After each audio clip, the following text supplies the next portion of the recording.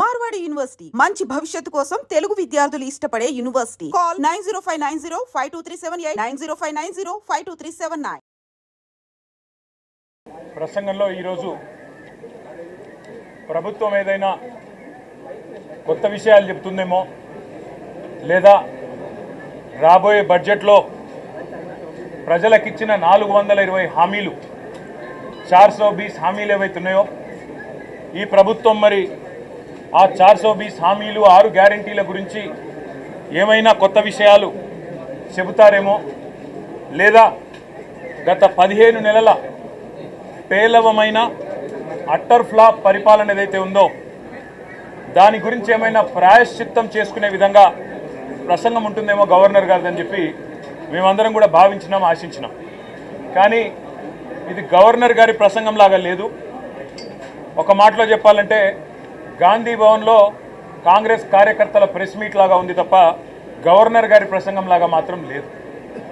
పాపం పెద్ద ఆయన గవర్నర్ గారి నోటెంబడ కూడా చాలా అబద్ధాలు, ఒకటి కాదు రెండు కాదు, ఎన్నో అబద్ధాలు, ఎన్నో అర్ధసత్యాలు, ఎన్నో అసత్యాలు కూడా పాపం వారి నోటెంబడ కూడా పలకాల్సి రావడం మేము కూడా బాధపడతా ఉన్నాం. కాంగ్రెస్ సర్కారు యొక్క ఘోర వైఫల్యం వల్ల ఈరోజు రాష్ట్రంలో రైతాంగం ఆందోళనలో ఉంది. ఎక్కడికక్కడ పంటలు ఎండిపోతున్నాయి. రైతులు ఇప్పటికే 480 పైచిలకు మంది రైతులు ఆత్మహత్య చేసుకున్నారు. వాళ్లకు కనీసం ఒక్క మాట, వాళ్లకు సాంత్వన చేకూర్చే మాట, వాళ్లకు ఉపశమనాన్ని ఇచ్చే మాట, వాళ్ళకు భరోసానిచ్చే ఒక్క మాటనన్నా గవర్నర్ నోటెంబడి వస్తుందేమో. పంటలు ఎండిపోకుండా కాపాడుతాం, నీళ్ళు ఇస్తాం, బుద్ధి తెచ్చుకున్నాం, ఇకనైనా బుద్ధితో మెదులుతామని చెప్పి ఒక్క మాటన్నా చెప్తారేమో అనుకున్నాం. ఒక్క మాట కూడా వారి నోటెంబడ రాలేదు. అసలు ఈరోజు వరకు రాష్ట్రంలోని ఏ గ్రామంలో కూడా 25 నుంచి 30% మించి రుణమాఫీ జరగలేదు. ఇది నిర్వివాదం. ఇది మేము శాసనసభలో పోయిన సమావేశాల్లోనే అడిగినాం. ముఖ్యమంత్రి గారు సొంత ఊరికి పోదామా, సొంత నియోజకవర్గానికి పోదామా, ప్లేసు డేటు టైము మీ ఇష్టం, ఊరు కూడా మీ ఇష్టం. ఒక్క ఊళ్ళో 100% రుణమాఫీ అయితే మేమందరం రాజీనామా చేసిపోతామని చెప్పి కూడా చెప్పినాం. కానీ మళ్ళీ ఈరోజు గవర్నర్ గారి నోటెంబడ రుణమాఫీ అయిపోయింది, లక్షలాది మంది రైతులు సంతోషంగా ఉన్నారు అని చెప్పి అబద్ధాలు చెప్పించి గవర్నర్ గారి స్థాయిని కూడా దిగజార్చి ఈ కాంగ్రెస్ ప్రభుత్వం మళ్ళొక్కసారి తన భ్రష్టత్వాన్ని, తన నీచత్వాన్ని బయటపెట్టుకుంది. పెట్టుబడి సాయం అందని రైతులు రుణమాఫీ కాక, పెట్టుబడి సాయం జరగక, కేసీఆర్ గారి టైంలో ఉండే రైతు బంధును కూడా కనీసం అమలు చేసే పరిస్థితి లేక ఆగమాగమైపోతుంటే ఇవాళ రైతు బంధు మొత్తం అందింది. అది మాత్రమే కాకుండా రైతు కూలీలకు కూడా సాయం చేస్తున్నామని చెప్పి గవర్నర్ గారి నోటెంబడ ఇవాళ అబద్ధాలు చెప్పించడం అంటే గవర్నర్ గారికి కూడా అవమానం. ఇది వారు కూడా గుర్తించాలని చెప్పి కూడా మేము కోరుతా ఉన్నాం.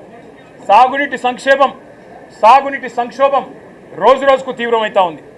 కేవలం కేసీఆర్ గారి మీద గుడ్డి ద్వేషంతో, మా పార్టీ మీద గుడ్డి కోపంతో అక్కడ మేడిగడ్డను రిపేర్ చేయకుండా 15 నెలలు ఎండబెట్టడం వల్ల ఇవాళ మొత్తం గోదావరి పరివాహక ప్రాంతంలో ఎండిపోతున్న ప్రతి ఎకరా పంటకు బాధ్యత తీసుకోవాల్సింది రేవంత్ రెడ్డి అనే ఈ ముఖ్యమంత్రి.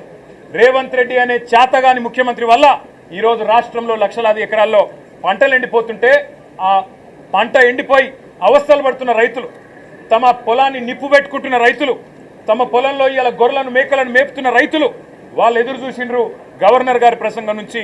ఒక్క మాటన్న వస్తుందేమో, మేము పంటలను ఎండిపోకుండా కాపాడుతాం, మేమున్నాం, ఈ ప్రభుత్వం భరోసా ఇస్తున్నది, మీకు రిపేర్ చేస్తాం మేడిగడ్డను, ఇన్ని రోజులు కేసీఆర్ గారి మీద గుడ్డి కోపంతో తప్పు చేసినాం అని ప్రాయశ్చిత్తం చేసుకుంటారు అనుకున్నాం. ఆ సోయి కూడా ఈ ప్రభుత్వానికి లేదు. కనీసం ఒక్క మాట మాత్రంగా కూడా ఎండుతున్న పంటలు, సాగునీటి సంక్షోభం, 480 మంది రైతుల ఆత్మహత్యలు, వాటి గురించి ఒక్క మాట కూడా మాట్లాడకపోవడం అంటే రేవంత్ రెడ్డి ప్రభుత్వం యొక్క ప్రాధాన్యతలు ఎట్లా ఉన్నాయో దీన్ని బట్టే అర్థం చేసుకోవచ్చు. ఇవాళ భారతదేశంలో బహుశా ఏ రాష్ట్ర సెక్రటేరియట్లో జరగని అత్యంత ఘోరమైన నీచమైన పరిస్థితి మన రాష్ట్ర సెక్రటేరియట్లో జరిగింది.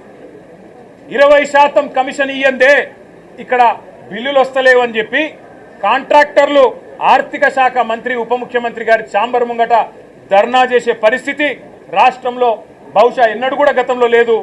మరి భారతదేశంలో కూడా బహుశా ఎక్కడా లేదని నేను అనుకుంటా ఉన్నా. ఇవాళ 20% కమిషన్ తప్ప విజన్ లేని ప్రభుత్వం ఇది.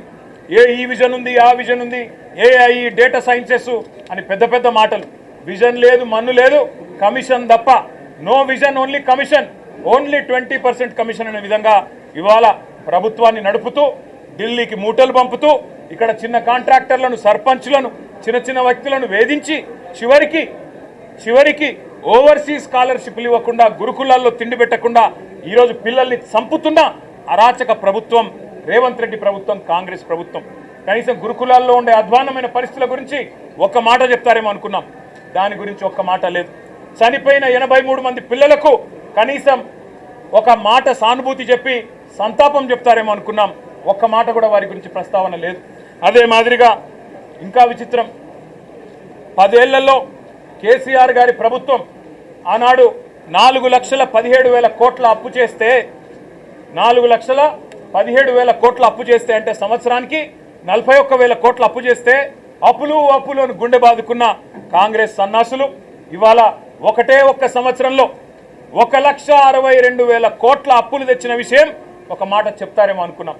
సరే, కేసీఆర్ ప్రభుత్వం కొత్తగా ఏర్పడ్డ తెలంగాణకు ఒక బలమైన పునాది వేయాలని బ్రహ్మాండమైన పథకాలు, రైతులకు వ్యవసాయానికి మాత్రమే 10 ఏళ్లలో కేసీఆర్ ప్రభుత్వం ఖర్చు పెట్టింది దాదాపు 4.5 లక్షల కోట్లు. రైతు బంధు రూపంలో 73,000 కోట్లు, రుణమాఫీ రూపంలో 28,000 కోట్లు, ఇరిగేషన్ ప్రాజెక్టుల రూపంలో, అదేవిధంగా వ్యవసాయ పనిముట్ల రూపంలో, మెకనైజేషన్ రూపంలో, డ్రిప్ రూపంలో, సబ్సిడీల రూపంలో, ఉచిత విద్యుత్ రూపంలో మొత్తం 4.5 లక్షల కోట్ల రూపాయలు తెలంగాణలోని 70 లక్షల మంది రైతులకు ఇవ్వడం వల్ల ఇవాళ భారతదేశంలో తెలంగాణ వరిధాన్యం ఉత్పత్తిలో నెంబర్ 1 అయ్యింది. కానీ ఇవాళ గవర్నర్ గారి ప్రసంగంలో ఏం చెప్పుకుంటున్నారు? భారతదేశంలోనట రేవంత్ రెడ్డి ఉద్దారకం వల్ల తెలంగాణ నెంబర్ 1 అయిందట వరిధాన్యం ఉత్పత్తిలో. ఏది సంవత్సరం 14 నెలల్లో నువ్వు పంటలు ఎండబెట్టడం వల్ల, రైతు బంధు ఇవ్వకపోవడం వల్ల, కరెంటు అస్తవ్యస్తం చేయడం వల్ల, రైతుల ఆత్మహత్యల వల్ల వరిధాన్యం ఉత్పత్తి పెరిగిందా? సిగ్గన్నా ఉండాలి మాట్లాడడానికి, ప్రభుత్వానికి కనీసం సోయన్నా ఉండాలి. ఇవాళ లక్షల ఎకరాల్లో పంటలు ఎండిపోతుంటే కనీసం ఓదార్చడానికి ఒక మంత్రి దిక్కులేడు, కనీసం ఒక కాంగ్రెస్ ఎమ్మెల్యే లేడు. ఊళ్ళల్లో పోతే కాంగ్రెస్ ఎమ్మెల్యేని తరిమి కొడుతున్నారు. ఏది రైతు బంధు, ఏది రుణమాఫీ, ఎక్కడ తెచ్చిండ్రు మీరంతా అని చెప్పి ఊళ్ళల్లో ఇవాళ తరిమి కొడుతున్న పరిస్థితులను దాచిపెట్టే ప్రయత్నం గవర్నర్ గారి ప్రసంగం ద్వారా చేసిన మాట. 1,50,000 కోట్లు, 1,62,000 కోట్లు అప్పు చేసి ఒక్కటంటే ఒక్కటి కూడా పథకాన్ని ప్రారంభించని ఒక అసమర్థ ప్రభుత్వం రేవంత్ రెడ్డి ప్రభుత్వం.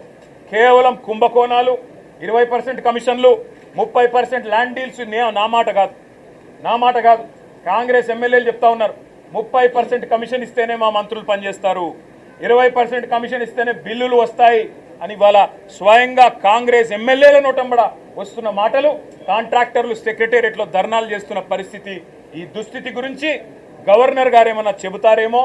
అవినీతి రహితంగా ప్రభుత్వాన్ని నడిపే ప్రయత్నం చేస్తాము, ఢిల్లీకి మూటలు పంపే దానిలో బిజీగా ఉన్నా, పదవులు కాపాడుకోవడం కోసం ఢిల్లీకి మూటలు తప్పకపోయినా కనీసం ఇకనైనా సర్దుకుంటాము, సరి చేసుకుంటామని ఒక్క మాట చెప్తారేమో అనుకున్నాం. దాని ప్రస్తావన లేదు. ఒక్క గ్యారంటీ అమలు చేయకుండా, 420 హామీల్లో కనీసం ఒక్క హామీ అమలు చేయకుండా, ఇవాళ ఒక్క కొత్త ప్రాజెక్టుకు ఇటుక కూడా పెట్టకుండా 1,62,000 కోట్ల అప్పు చేసినందుకు గవర్నర్ గారు ఏమైనా మందలిస్తారేమో రేవంత్ రెడ్డి గారిని అనుకుంటే, మరి అక్కడ కూడా గాంధీ భవన్లో ఒక కార్యకర్త చేసే ప్రసంగం లాగా ఇవాళ గవర్నర్ గారి ప్రసంగం సాగింది. ఒక మాటలో చెప్పాలంటే తెలంగాణలో మా పిల్లలకు అర్థమైంది నేను చెప్తే. ఈరోజు నిజానికి తెలంగాణలో ఉన్న పరిస్థితికి సావుడప్పు కొట్టాలి, కానీ పెళ్లిలో డీజే కొడతారు చూడు, ఆ డీజే కొట్టినట్టు ఈ ప్రసంగం డబ్బా కొడుతూ గవర్నర్ గారు ఇవాళ రేవంత్ రెడ్డి ప్రభుత్వం ఏదో ఉద్ధరించింది. ఏం ఉద్ధరించింది, ఎవరిని ఉద్ధరించింది? నేను ఒక్క మాట అడుగుతా ఉన్నా. దావోస్లో 1,79,000 కోట్ల ఇన్వెస్ట్మెంట్లు అని గవర్నర్ గారి నోటంబడ మళ్ళొక్కసారి పచ్చి అబద్ధం చెప్పించారు. పోయిన సంవత్సరం మీరు చెప్పిన 40,000 కోట్లలో 40 పైసలు వచ్చినాయా? దమ్ముంటే రేపు ప్రభుత్వం శ్వేతపత్రం ప్రవేశపెట్టాలని చెప్పి మేము డిమాండ్ చేస్తూ ఉన్నాం బడ్జెట్ సమావేశాల్లో. పోయిన సంవత్సరం జనవరి 2024లో మీరు చెప్పిన 40,000 కోట్ల పెట్టుబడులు దావోస్ నుంచి 40 పైసలన్నా వచ్చినాయా? దమ్ముంటే, ముఖ్యమంత్రికి చిత్తశుద్ధి ఉంటే ప్రవేశపెట్టండి శ్వేతపత్రం. మీ అన్నదమ్ములతో మీరు కుదుర్చుకున్న కాంట్రాక్టులు కాదు. స్వచ్ఛ బయో అనే కంపెనీ పెట్టి అనుముల జగదీష్ రెడ్డి అని రేవంత్ రెడ్డి గారి సోదరుడే 1000 కోట్ల పెట్టుబడి పెడుతున్నట్టు బిల్డప్లు ఇవ్వడం కాదు ఇవాళ పెట్టుబడులు తేవడం అంటే. ఇవాళ తెలంగాణ నుంచి పెట్టుబడులు తరలిపోతున్నాయి, ఇది వాస్తవం. కేయిన్స్ అనే సంస్థ మేము ఆనాడు కష్టపడి మైసూరు నుంచి పట్టుకొస్తే 3,700 కోట్ల పెట్టుబడి ఇవాళ సెమీకండక్టర్ పరిశ్రమ గుజరాత్కు తరలిపోయింది, దొలేరాలో పెట్టుబడి పెట్టింది. కార్నింగ్ అనే పరిశ్రమ 1000 కోట్ల పరిశ్రమ మేము ఆనాడు పట్టుకొస్తే ఈరోజు తమిళనాడుకు పోయింది. ఆ పరిశ్రమ చెన్నైలో పెడతా ఉన్నారు. అదేవిధంగా ప్రీమియం ఎనర్జీ అనే కంపెనీ 1700 కోట్ల పెట్టుబడి సోలార్ కంపెనీ ఇవాళ ఆంధ్రప్రదేశ్కి తరలిపోయింది.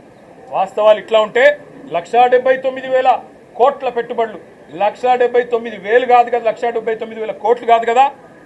ఈ ప్రభుత్వం ఎంత అసమర్థ ప్రభుత్వం అంటే కొత్తగా ఒకరు కూడా పెట్టుబడి పెట్టడానికి ముందుకొచ్చే పరిస్థితి లేదు. వీళ్ళ ఆర్ఆర్ ట్యాక్సులు, వీళ్ళ కమిషన్లు, వీళ్ళ దాడికి తట్టుకోలేక నిర్మాణ రంగం కుదేలైపోయింది. రియల్ ఎస్టేట్ మొత్తం అస్తవ్యస్తం అయిపోయింది. ఇప్పటికే నిర్మాణ రంగం పూర్తి స్థాయిలో పడిపోయిన పరిస్థితి.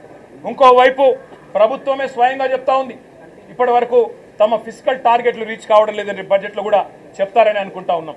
కాబట్టి పరిస్థితి ఏమో ఇట్లా ఉంటే ప్రతి పదం గవర్నర్ గారితో ఈరోజు చెప్పించింది అబద్ధం, ప్రతి మాట ఈరోజు గవర్నర్ గారి నోటెంబడ వచ్చింది అసత్యం, ప్రతి వాక్యం పచ్చి మోసం. మరి మోసం చేసింది ఇవాళ తెలంగాణ ప్రజల్ని మాత్రమే కాదు, గవర్నర్ గారిని కూడా ఈ రాష్ట్ర ప్రభుత్వం మోసం చేసింది, గవర్నర్ గారిని కూడా అవమానించింది. ఇంకొక మాటలో చెప్పాలి అంటే దశ దిశ ఏదీ లేని కేవలం ఒక డబ్బాలో గులకరాలు వేసి ఊపితే ఎట్లా అయితే సౌండ్ వస్తుందో అట్లాంటి అది పరిస్థితి తప్ప ఇంకొక మాట కూడా లేదు. ఇంకా దారుణమైన మాట, బీసీలను కులగణన పేరుతో వంచి అవమానించి, ఈ మాట మేమనలేదు, ఒక కాంగ్రెస్ ఎమ్మెల్సీ గారంటే ఆయనను కూడా సస్పెండ్ చేసి పారేసినారు. మీరు ఎట్లా తగ్గిస్తారయ్యా?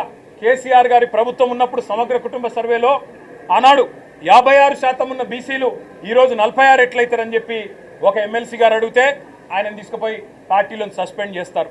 ఇవాళ మేమనడం కాదు కదా, రాష్ట్రంలో ఒక్క బీసీ సంక్షేమ సంఘం మీ లెక్కలు కరెక్ట్ అంటుందా? ఒక్క బీసీ బిడ్డ మీ లెక్కతో ఏకీభవిస్తున్నాడా? అదేవిధంగా మీ ఎమ్మెల్సీలు మీ ఎమ్మెల్యేలైనా కనీసం వాళ్ళైనా ఏకీభవించే పరిస్థితి ఉందా? ఇవాళ కులగణన పేరుతో బీసీలను వంచి వాళ్ళను కూడా మోసం చేసి వాళ్ళ సంఖ్య కూడా తగ్గించి వాళ్ళను ఉద్ధరించినట్టు సోషల్ జస్టిస్ అని ఇవాళ గవర్నర్ గారి నోటెంబడ అబద్ధాలు చెప్పడం అంటే నిజంగా కూడా సిగ్గుచేటు. అదేవిధంగా కాంగ్రెస్ తల్లిని తీసుకొచ్చి రుద్ది, కాంగ్రెస్ తల్లిని సెక్రటేరియట్లో పెట్టి, రాహుల్ గాంధీ తండ్రిని సెక్రటేరియట్ ముందు పెట్టి అదేదో గొప్ప పని చేసినట్టు, తెలంగాణకు వాళ్ళేదో ఉద్ధరించినట్టు సిగ్గు లేకుండా మాట్లాడుతున్న ఈ ప్రభుత్వానికి మేము చెప్పేది ఒకటే, కాంగ్రెస్ తల్లిని రాహుల్ గాంధీ తండ్రిని మంచిగా భద్రంగా ప్యాక్ చేసి గాంధీ భవన్ పంపిస్తాం 3 ఏళ్ల తర్వాత, తప్పకుండా ఎక్కడ పెట్టుకోవాలో అక్కడ పెట్టుకోండి అని చెప్పి కూడా తెలియజేస్తూ గవర్నర్ గారి ప్రసంగం ఈరోజు పూర్తి స్థాయి